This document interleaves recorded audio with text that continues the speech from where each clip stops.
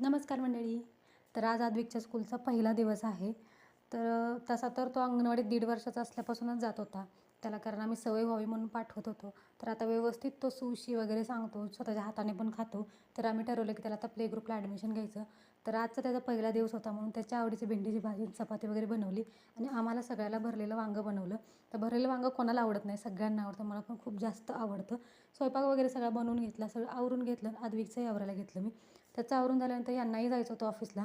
त्यामुळे अद्विक त्यांना सांगत होतं की पटकन आवरा. नंतर मी अद्विकला स्कूलमध्ये सोडून आले. तिथे गेल्यानंतर मला वाटत होतं रडतोय की काय माहिती. पण एवढी जास्त खेळणी बघून तो खूप छान तिथे रमला होता.